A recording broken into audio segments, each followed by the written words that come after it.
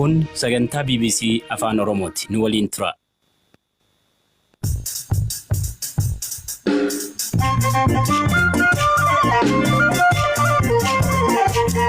Harka fuuni akkam jirtu hordoftoota keenya BBC Afaan Oromoo irraa sagantaa keenya kibxataa qabannee dhiyaanneerraa ani Galaanaa Balaayi. Yoo nu waliin turtan gaazexeessitootni televezyiinii Tigraay 2 Asoosaatti qabamu. Barattoota naannoo Dambidollootti hidhattootaan butaman jedhame ilaalchisee maatiif barattuu miliqxee baate. Bosona keessa guyyaa 2 buleen guyyaa 3ffaatti daandiitti yoon ba'u jaarsa Oromoo afaan Amaaraa beeku argadhe. Haala lixa Oromiyaatti ta'aa jiru ilaalchisee Kumsaa Dirribaa yookaan Marroo waliin gaaffiif deebii gaggeeffame. Waraana guddaa konkolaataa hedduun gaffisaa turanii kanaaf ani kanan jiru bosona Oromiyaa keessa buna Wallaggaa jedha dubbii gabaabaan. Odeessaalee biroos ni dhageessu akka nu waliin turtaniin isin affeera. Gaazexeessitoonni marii paartilee siyaasaa gabaasuuf affeeramanii gara Asoosaa imalanii turan poolisii naannichaatiin hidhamuu hoogganaan sabaa himaa naannoo Tigraay obbo Tashaala Baqqala himan. Qajeelchi poolisii bulchiinsa magaalaa Asoosaa gama isaatiin gaazexeessitoonni kunneen xalayaa hojii qabatanii waan hin argamneef to'annoo seeraa jala oolfamanii jedheera. Hamza Hussein. Gaazexeessaan TV Tigraay kutaa afaan Amaaraa fi ogeessi kaameraa magaalaa guddoo Beenishaangul Gumuz Asoosaatti hidhamuu isaanii ejensiin sabaa himaa naannoo Tigraay beeksise. Akka hoogganaan ejensichaa obbo Tashaalee Baqqalaa jedhanitti gaazexeessaa Daawit Kabbadaa fi ogeessi kaameraa Bahaluu Wube xalayaa affeerraa waltajjii marii paartilee siyaasaa magaalaa Asoosaatti gaggeeffamu irratti dhiyaateen hojii miidiyaa hojjechuuf garas imalanii turan. Gaazexeessitoonni kunneen gara Asoosaa ka imalan sanbata ture. Dilbata hojjechaa oolanii wiixata kaleessaa halkan keessaa naannoo sa'a 3tti iddoo itti boqotanii poolisiidhaan qabaman jedhu qondaalli kun. Itti gaafatamaan biiroo nageenyaa naannoo Beenishaangul Gumuz obbo Abarraa Baay'ataa gama isaaniitiin gaazexeessitoonni qajeelcha poolisii magaalaa Asoosaatiin to'annoo jala oolfaman jiraachuu isaanii mirkaneessaniiru. Garuu sababii maaliif akka to'ataman akka hin beekne dubbatan. Itti gaafatamaan qajeelcha poolisii bulchiinsa magaalaa Asoosaa Inspektar Olaanaa Ismaa'eel Al-Siddiiqi ammoo gaazexeessitoonni kunniin waan xalayaa ittiin affeeraman qabatanii hin argamneef to'ataman jedhu. Inspektar Ismaa'eel gaazexeessitoonni lameen marii paartilee siyaasaa gabaasuuf ejensicharraa akka ergaman itti himamuu isaa ibsanii gaazexeessitoonni kunniin wayita gara Asoosaa dhufanitti xalayaa waan hin qabnee fi naannoonis akka jarri kun dhufan wanni beekan oomtuu waan hin jirreef to'annoo seeraa jala oolfaman jedhan. Gaazexeessitoota waan ta'aniif waraqaa hojii qofaan socho'uun hojjechuu hin danda'anii jechuun gaaffii dhiyaateefis inspektarichi yoo deebii kennan hojii maatuma isaatu akkasi hojjetaan mootummaa yookiin namni tokko hojiif gara naannoo tokkootti wayita socho'u xalayaa dhimma hojiitiif jedhu qabachuu qaba jechuun deebii kennaniiru.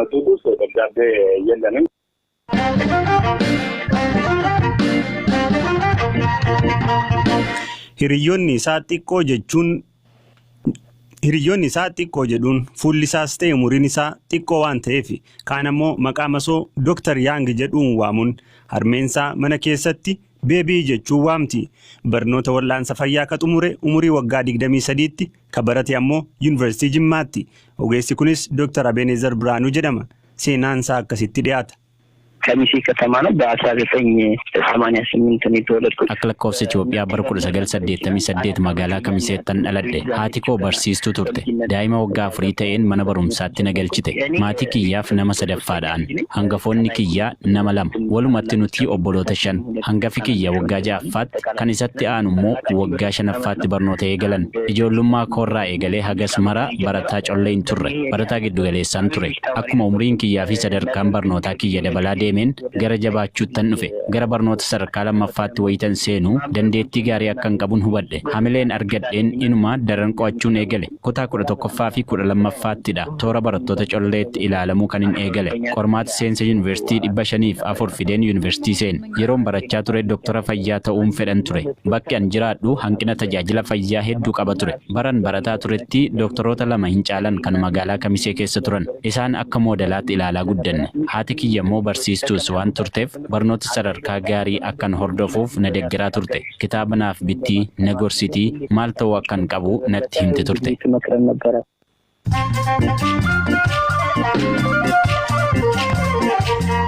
Afgaaffii marroo yookiin immoo kumsaa dirribaa wajjin taasifametti hin deebina oduu gaggabaabsanii isinitti himaa ani Hirphaa Gammachuutiin. Lammeen Yuugaandaa Sheek Muhammad Mutaabaa shamarreedha jedhanii misirroon fuudhan torban lama booda dhiira ta'uun barame. Misirroon huccuuf teessoo televezyiinii warra ollaa hattee poolisiidhaan erga qabamtee booda dhiira ta'uun kan barame. Intalli pirezidaantii Naayijeeriyaa Muhammad Buhaarii xiyyaara pirezidaantii dhimma dhuunfaadhaaf itti fayyadamuun ishee lammiilee biyyattii hedduu dheekkamsiise. Aanaa Buhaariin qophii kaaba Naayijeeriyaatti qophaa'e tokko irratti argamuudhaaf xiyyaara pirezidaantichaatiin imaltee jedhameera. Liibiyaa keessatti gareen bakka lamatti wal qooduudhaan wal waraanaa turan mootummaa fi gareen Jeneraal Khalifa Haftar marii Raashiyaa magaalaa Mooskootti gaggeessaa turan waliigaltee malee xumurame. Jeneraal Khalifa Haftar waliigalteen waraana dhaabuudhaaf fedhii loltoota isaanii giddugaleessa kan godhate miti jechuudhaan mallatteessuudhaaf waliigaluu didaniiru jedhameera. Poolisiin Lesetoo ajjeechaa haadha warraa duraanii ministeera muummee biyyattiin wal qabatee gaaffiidhaaf giifti duree biyyattii yeroo ammaa Maayishaa Tabaanee akka barbaadu ibsullee giifti dureen kun achi buuteen isaanii dhabameera. Ajjeechaa bara 2017 keessatti giifti duree duraanii irratti raawwate qulqulleessuudhaafis eessa buuteen giifti duree ammaa baruudhaaf poolisiin rakkateera jedhameera. Balaan ibidda Awustiraaliyaa irratti haarri ka'u addunyaa naanna'ee bakka dhufetti deebi'uu akka danda'u naasaan raagee jira. Akka naasaan jedhutti balaa abiddaa jalqaba bara faranjootaa kanarraa eegalee Awustiraaliyaatti mudateen haarri ka'aa ture Ameerikaa kibbaa keessattis mul'ateeraa jedhameera. Torban isaatti immoo walakkaa addunyaa naanna'eeraa jedhameeti kan jiru. Oduun isaatii kanaaf qabadhisaan kana turani.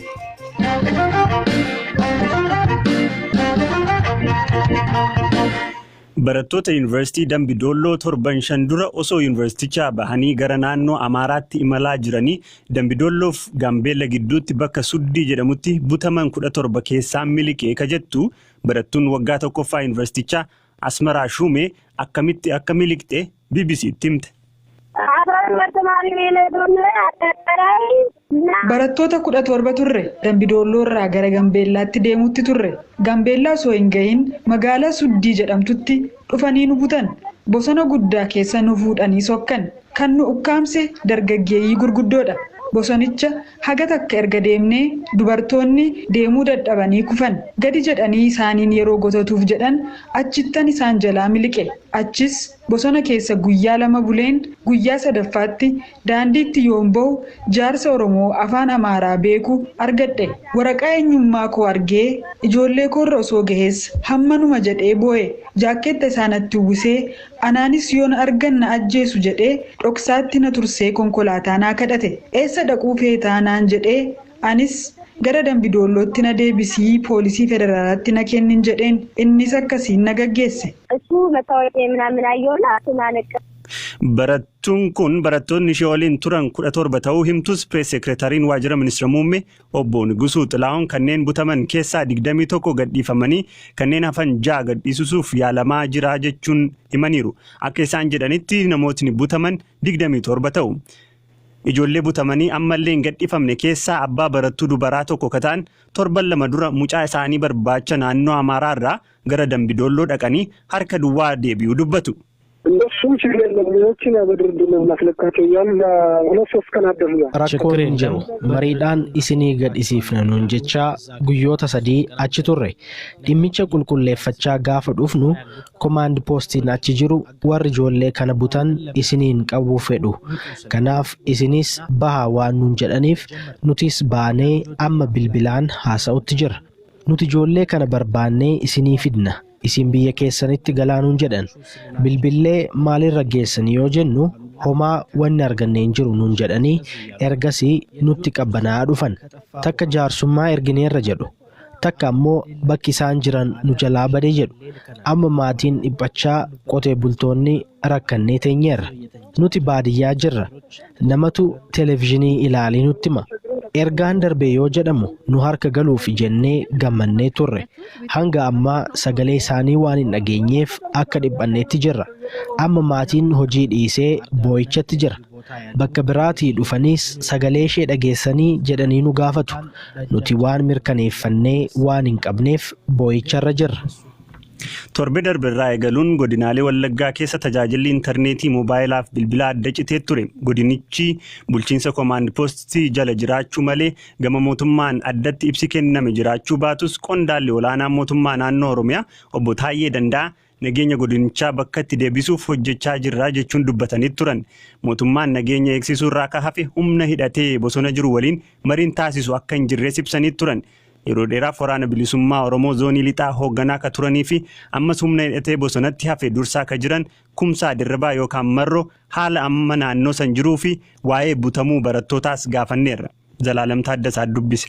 Wanti amma xiqqoo adda taasisu quunnamtiin hawaasarraa quunnamtiin bilbilaa fi akkasumas moobaayil daataan gama intarneetaa wal arganii citeetu jira. Hawaasni wal quunnamaa hin jiru.